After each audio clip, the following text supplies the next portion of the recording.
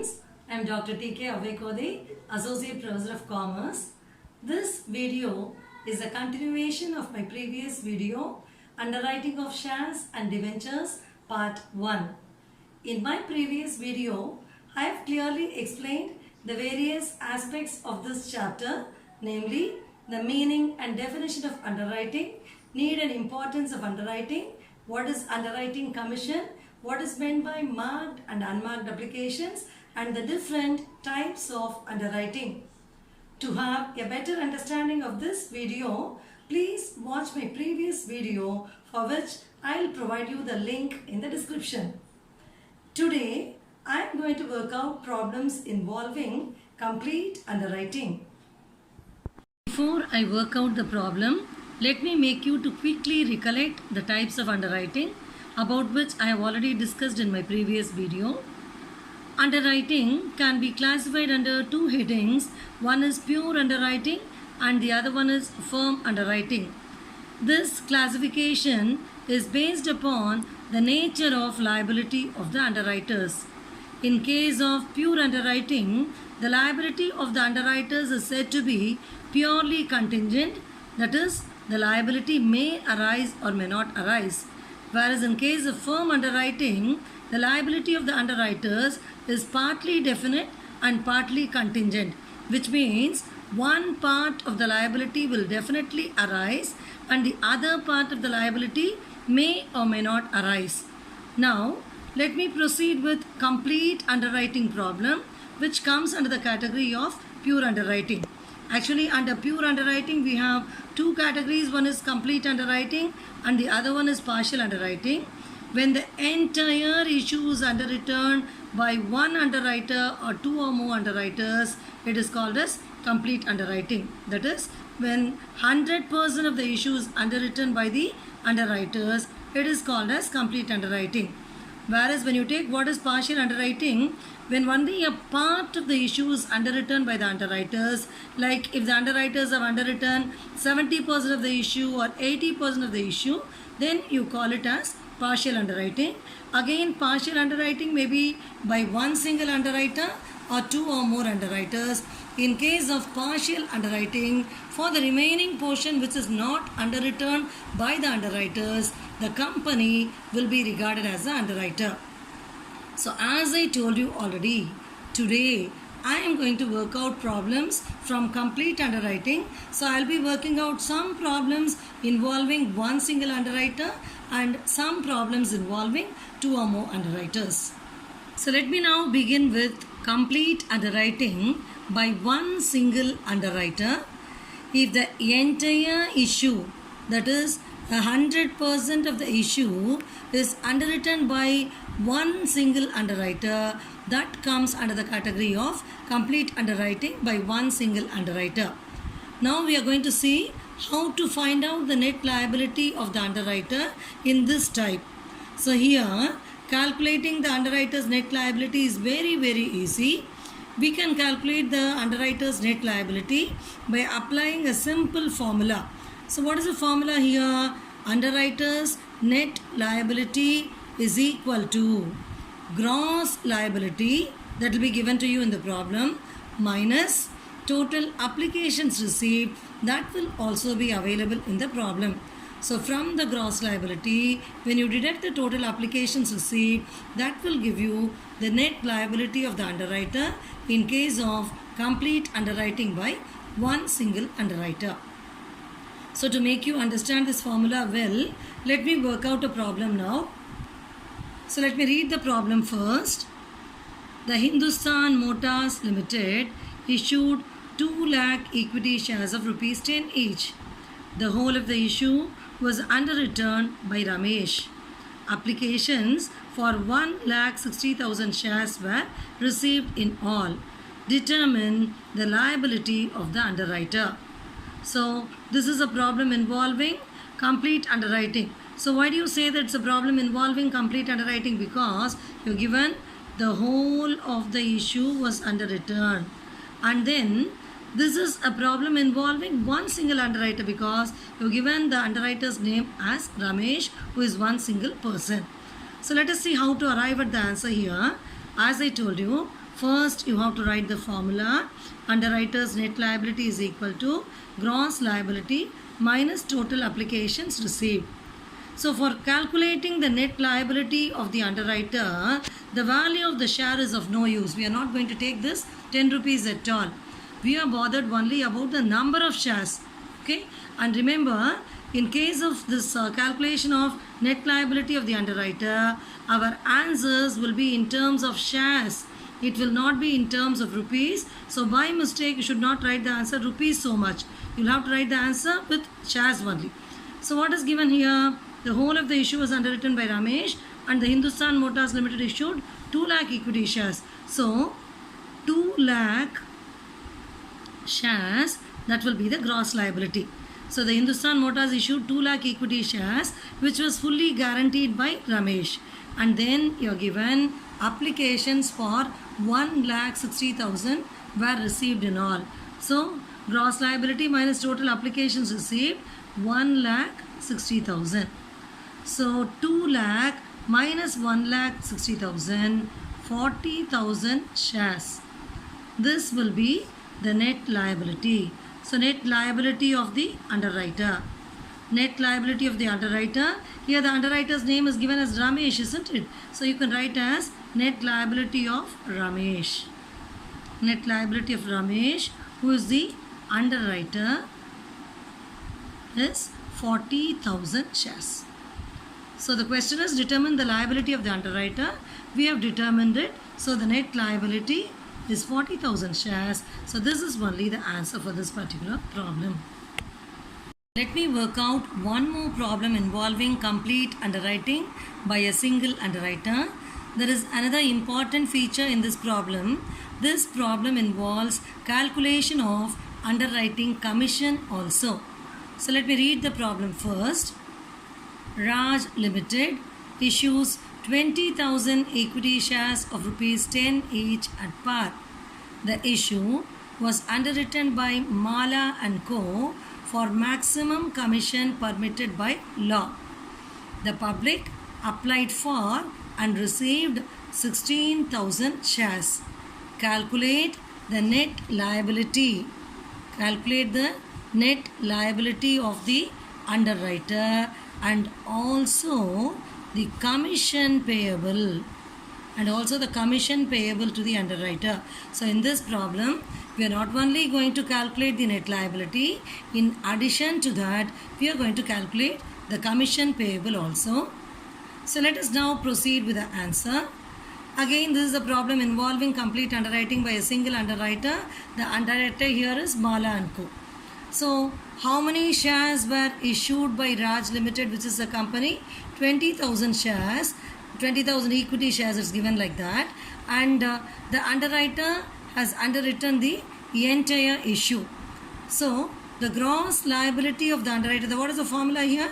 Underwriter's net liability is equal to gross liability minus total applications received.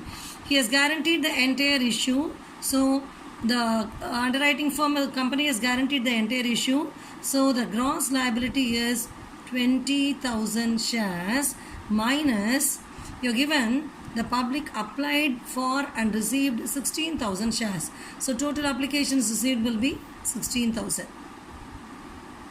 So underwriter's net liability will be 20,000 minus 16,000, which will give you 4,000 shares. As I told you earlier, all these answers will be in terms of shares only. So you can write the answer here as net liability of the underwriter, that is Mala and Co. Net liability of Mala and Co. is 4,000 shares, which is nothing but gross liability minus total applications received. So this is a very, very easy way of calculating the answer.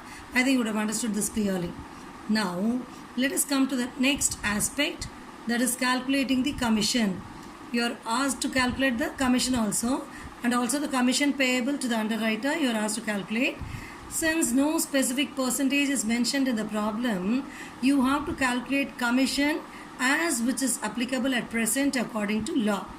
So at present we are generally calculating 2.5% as commission on the issue price. So let me calculate the commission and tell you. calculation of underwriters commission. Calculation of underwriters commission. So how we are going to calculate? Underwriters commission is 2.5% on the total issue price. So what is the issue price according to this problem? According to this problem, the issue price is 20,000 equity shares of rupees 10 each were issued, isn't it? So 20,000 into 10, you will have 2 lakhs. On this 2 lakhs, you have to calculate a commission of 2.5%. So 2.5 by 100. 2 lakhs into 2.5 by 100. This will give you rupees 5,000. So underwriting commission will be rupees 5,000. So underwriting commission will be in terms of rupees only. Only when you calculate the net liability, it will be in terms of shares. So this is a rule which is applicable. Underwriting commission has to be calculated at the rate of 2.5% on the total issue price as per the provisions of the Companies Act. So issue price, we took 20,000 shares of rupees 10 each were issued, which came to 2 lakhs. That when you find out the commission into 2.5 by 100 will give you rupees 5,000 as the underwriting commission. And this is the answer for this problem. Here is one more slightly different problem. Let me read the problem first. The issue of 2 lakh shares of rupees 10 each at rupees 11 per share made by X Limited was underwritten by Messrs A and B. Subscriptions totaled for 2,50,000 shares. What is the underwriter's liability? What is the commission they are eligible for? So here again 2 questions are asked. One is you are asked to find out the underwriter's liability, and again you are asked to calculate the commission also. But this problem is a very peculiar problem. I'll tell you how it is peculiar. See, usually you know very well the underwriters are those who give a guarantee to take those shares which are not taken up by the public. They give an assurance to take up the unsubscribed portion of the shares which are not taken up by the public. So only when there is undersubscription, they will become responsible. Their liability will arise. But in this particular problem, there is oversubscription. So how do you say so? The company issues 2 lakh shares and then you are given subscriptions totaled for 2,50,000 shares. So the number of shares subscribed by the public is more than the number of shares issued by the company. In this situation, what will be the underwriter's liability? They will not be liable at all. Their liability will be nil. So the answer for this question is, what is underwriter's liability? You have to write the answer as underwriter's liability will be nil. Why will it be nil? Because there is over subscription. But now we have to calculate the commission. I have already explained in my previous video, calculation of commission is done irrespective of the underwriter's liability. Even when they are not liable, they will be entitled to get a commission at the rate of 2.5% on the total issue price of shares. So here, though there is no liability for the underwriter, they will be getting their commission. So let us calculate the underwriter's commission now. Underwriter's commission. So how will it be calculated? So as I told you, underwriter's commission will be 2.5% on the total issue price of shares. You have to take only the issue price, not the face value. See here, the issue of 2 lakh shares of rupees 10 each at rupees 11 per share. So what is the issue price? Though the face value is 10, the shares were issued at 11. So you have to take only the issue price for commission calculation. So it will be 2 lakh shares into rupees 11, which will give you rupees 22 lakhs. On this 22 lakhs, you have to calculate commission, which is 2.5%, 2.5 by 100.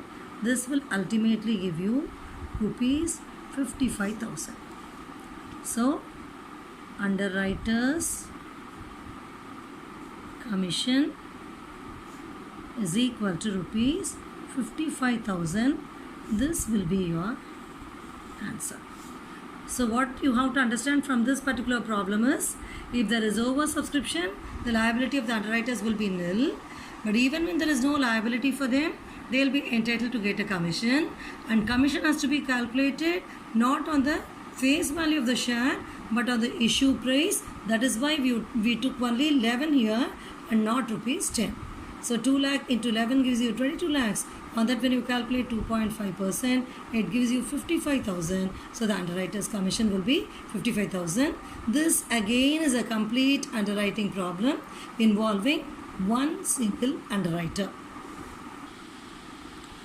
Till now, I have been working out problems involving complete underwriting by one single underwriter. Let me now proceed with complete underwriting by two or more underwriters. In order to determine the underwriter's liability here, we have to prepare a statement. There is a format for preparing the statement, which I'll explain now. Before that, I hope you all will know very well, when the entire issue is underwritten by two or more underwriters, that is called as complete underwriting by two or more underwriters. That is the total underwritten by them. Totally it has to come to 100%. So let us now have a look at the format. So you have a heading for this, statement showing liability of underwriters. Then you have to give one main heading for particulars. Then you will be having as many columns as that of the number of underwriters. Assuming 3 underwriters are there, I have given 3 columns here. One is for X, the other one for Y, the other one for Z. Let us assume that these 3 are the underwriters here, and one column you have to give for total. And as I told you already, whenever you talk about underwriter's liability, it will be in the form of shares. So usually in issue of shares chapter and all, we'll be using rupees when we write the amount. But here in this chapter, you'll have to write the word shares. So you have to write here as number of shares. So particulars, as many small columns as that of the number of underwriters. If there are 4 underwriters, you'll be having 4 small columns. If there are 2 underwriters, you'll be having 2 columns like that. And one column you'll be giving for the total. As per the format, first you will be entering the gross liability of each underwriter as per agreed ratio. So what is the agreed ratio and what is the gross liability for each underwriter? That will be clearly mentioned in the problem that you will be entering in the respective columns. From that, you have to deduct the marked applications. So write as less marked applications. What is marked application? I have already explained in my previous video. Those applications which are having the stamp of the underwriter are called as marked applications. So you will be given the marked applications in the problem. Marked applications for each underwriter will be given. So you will have to enter it in the respective column, and the total you will put in the total column. Now gross liability less marked application, you will get a balance which you will write as balance left. From this balance left, next you have to deduct the unmarked applications, and unmarked applications will be distributed among the underwriters in the ratio of gross liability. Sometimes the gross liability ratio will be given in the problems. Sometimes it may not be given. When it is not given, based upon the gross liability which is given, you have to calculate the ratio. For example, if you are given the gross liability as 5,000, 3,000 and 2,000, then the gross liability ratio will be 5:3:2.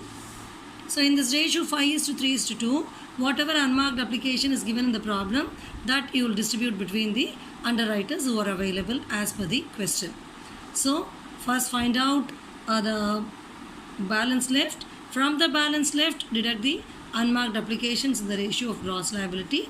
Now the amount which you arrive at will be called as net liability of the underwriter.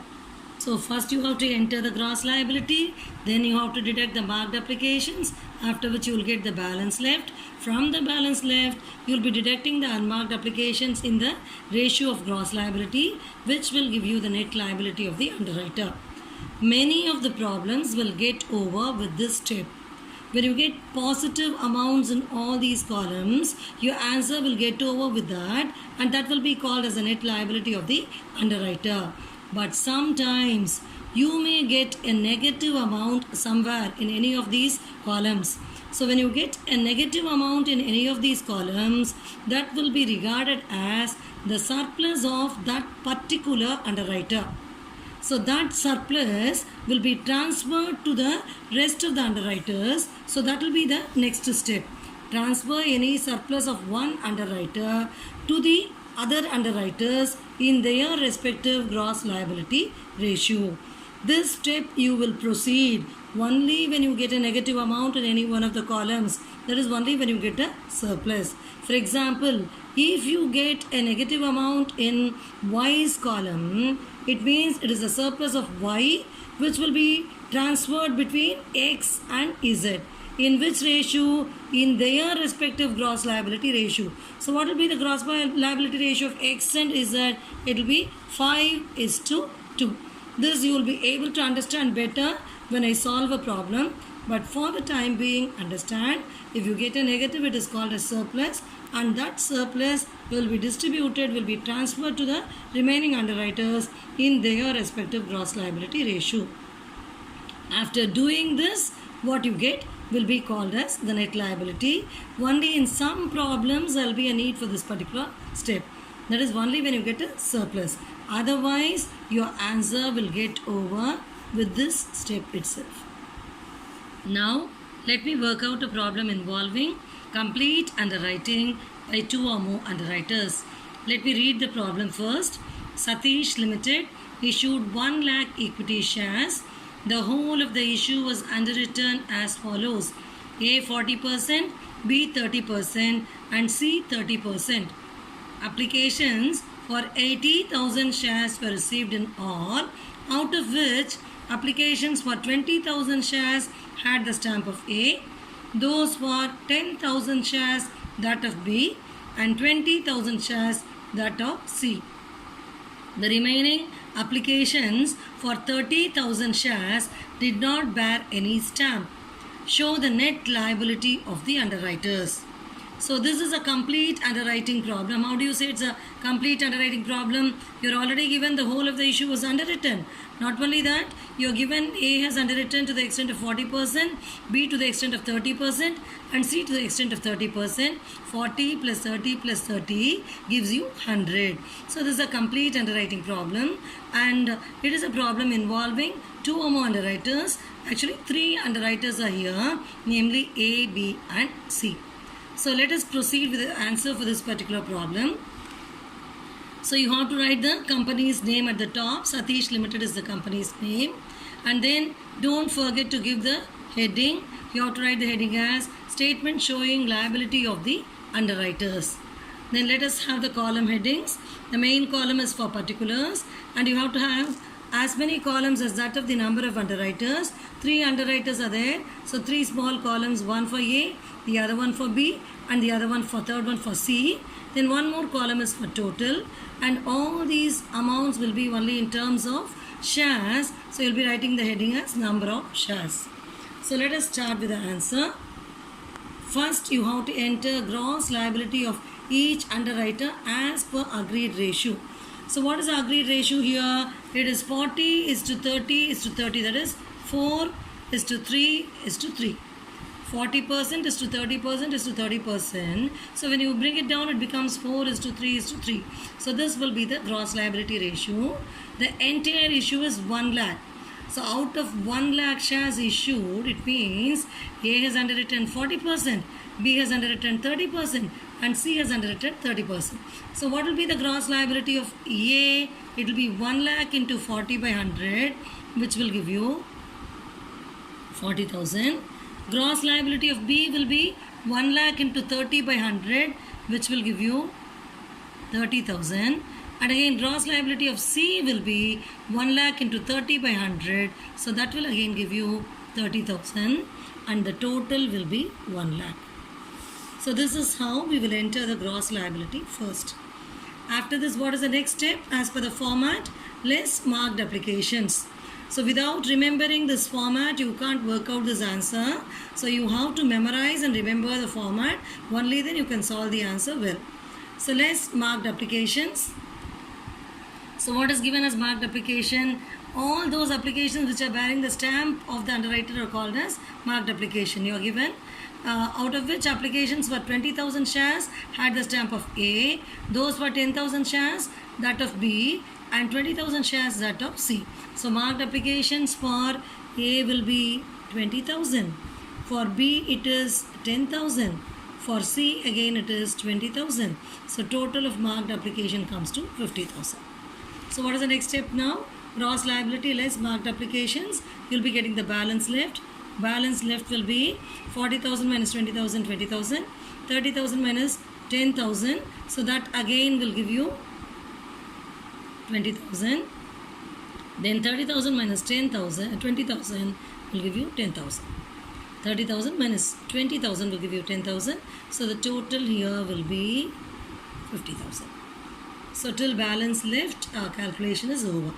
Now the next step is we have to distribute the unmarked applications in the ratio of the gross liability. Unmarked applications are already given. The remaining applications for 30,000 shares did not bear any stamp. When you say did not bear any stamp, what does it imply? These are only the unmarked applications, and these unmarked 30,000 shares will be distributed between the underwriters in their respective gross liability ratio. So you have to distribute 30,000 in the ratio 4:3:3.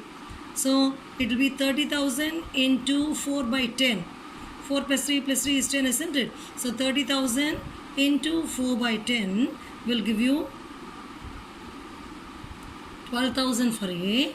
Then 30,000 into 3 by 10 will give you 9,000 for B. Again 30,000 into 3 by 10 will give you 9,000 for C. So the total is 30,000. So you have deducted the unmarked, you have transferred the unmarked application, you have distributed the unmarked application now. Now it has to be deducted from 20,000 less 12,000. You will get how much? 8,000. And here it will be 11,000, and 10,000 minus 9,000, here it will be 1,000. So the total will be 20,000 in this column. So this will be the final net liability of the underwriters. So hope you are able to understand the answer. Take the gross liability, deduct the marked applications from that, you will get the balance left. Then distribute the unmarked applications in the ratio of gross liability. Finally, you will arrive at the net liability. You don't get negatives in any of the columns. So your answer gets over with this step, and this will be the net liability of each of the underwriter. After doing this, always take and write the answer separately. You'll be writing now as net liability of A is 8,000 shares. Net liability of B is 11,000 shares, and net liability of C is 1,000 shares. Like that, you have to take down the answer and write it separately. Let me work out one more problem involving complete underwriting by 2 or more underwriters. Let me call out the problem now.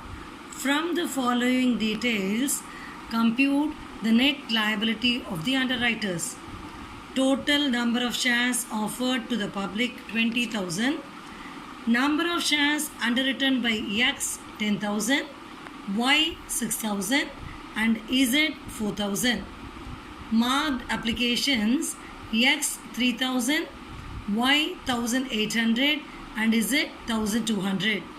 Unmarked applications 6,000 shares. So this is what is the information given to us, and let us work out the answer now. So as usual, give the heading for your answer. Statement showing net liability of the underwriters. No specific name is given for the company, so we didn't enter anything relating to the company there. Just the heading for the statement alone we are giving. Statement showing net liability of the underwriters. So as usual, let us begin with the gross liability of each underwriter as per agreed ratio. So you are given in the problem the number of shares underwritten by X is 10,000, Y 6,000 and Z 4,000. So this will be the gross liability.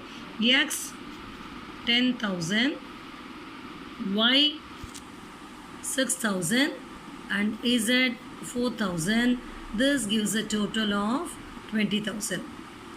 Then the next step is less marked applications. Marked applications are already given in terms of shares. X 3,000, Y 1,800, Z 1,200. So X 3,000, Y 1,800, Z 1,200. This gives a total of 6,000. So now let us see what will be the balance left. The balance left will be 7,000 in X column, then 4,200 in Y's column, and then 2,800 in Z's column. Here 20,000 minus 6,000 will give you 14,000. So you have entered the gross liability, you have entered the marked applications. You have to be very careful while entering the amounts. Though this is a very simple topic, usually students make careless mistakes here when they enter the amounts. You have to be careful while doing that. So we have come to the stage of the balance left. Now let us find out what is the unmarked application. It is already given to us. Unmarked application is given as 6,000 shares. This again is going to be distributed among the underwriters X, Y, Z in their gross liability ratio. So what is the gross liability ratio? 10,000 is to 6,000 is to 4,000. So it is 10 is to 6 is to 4. So 10 is to 6 is to 4 will ultimately become 5 is to 3 is to 2. So when you apply the two tables and bring it down, it becomes 5 is to 3 is to 2. So 6,000 will be distributed in the ratio 5 is to 3 is to 2 among the three underwriters X, Y, Z. So 6,000 into 5 by 10 will give you 3,000 for X. Then 6,000 into 3 by 10, that will give you 1,800 for Y. And again 6,000 into 2 by 10 will give you 1,200. So the total is 6,000. So very rarely you may get a problem like this where both the marked application and unmarked application happens to be the same amount. So we have distributed the unmarked applications also among the three underwriters. So now from the balance left, you have to deduct the unmarked applications. So you will be getting 7,000 minus 3,000, that is how much? 4,000. And 4,200 minus 1,800 will give you 2,400. 2,800 minus 1,200 will give you 1,600. So here you will be having a balance of 8,000 shares. Since you don't have any negative amount here, there is no surplus. So only when there is a surplus, it has to be distributed to the remaining underwriters. So distribution of surplus is not going to happen for this problem. So your net liability is this. Your answer gets over with this. So net liability of X is 4,000 shares. For Y it is 2,400 shares. And for Z it is 1,600 shares. So as I told you earlier, you have to take down the answer and write it. Net liability of X, 4,000 shares, of Y, how much? 2,400 shares, and net liability of Z, 1,600 shares. So this will be the answer for this problem. So I hope you are able to understand complete underwriting thoroughly now. So I have worked out a few problems involving complete underwriting by one single underwriter and a few problems involving complete underwriting by two or more underwriters. Hope you are clear with the answers for all the problems we worked out today. In my next video, I'll be working out complete underwriting problems involving transfer of surplus to other underwriters. If you like this video, subscribe to my channel. Thank you very much for watching.